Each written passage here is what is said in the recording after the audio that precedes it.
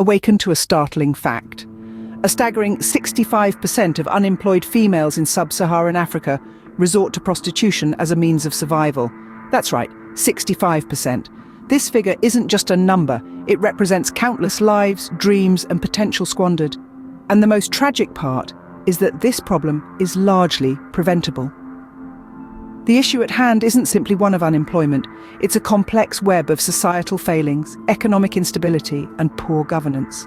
Unemployment is just the tip of the iceberg, the most visible facet of an issue that runs far deeper. Consider this. In sub-Saharan Africa, the youth unemployment rate hovers around 30%. That's nearly 1 in 3 young people without a job, without a steady income, and without a clear path forward. The situation is especially dire for young women who often face additional barriers to employment due to gender bias, lack of education, and societal expectations. For many of these women, prostitution becomes a desperate last resort.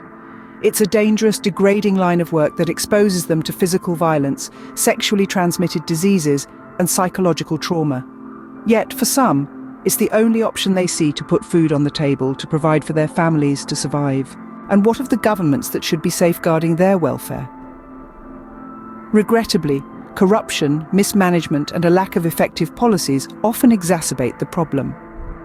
Funds that should be allocated to job creation, education, and social services often disappear into the pockets of the corrupt, leaving millions of young women without the support they so desperately need.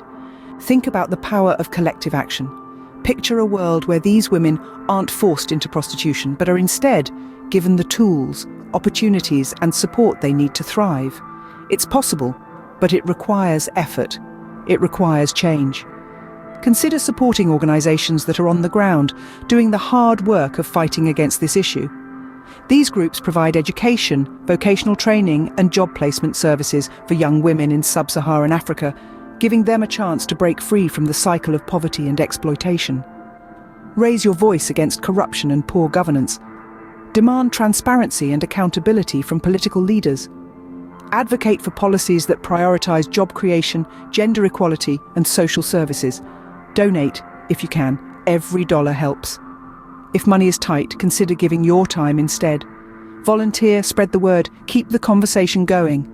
The fight against forced prostitution in sub-Saharan Africa is a battle for human dignity, for equality, for a better future. It's a battle that needs you. Don't just stand by and watch. Get involved. Make a difference. Because every woman deserves the opportunity to live a life free from exploitation, free from fear, free from desperation. In the face of such adversity, remember this: hope is a verb and it requires action. So take action today, now. For the women of sub-Saharan Africa and for a world where dignity, not desperation, defines our future.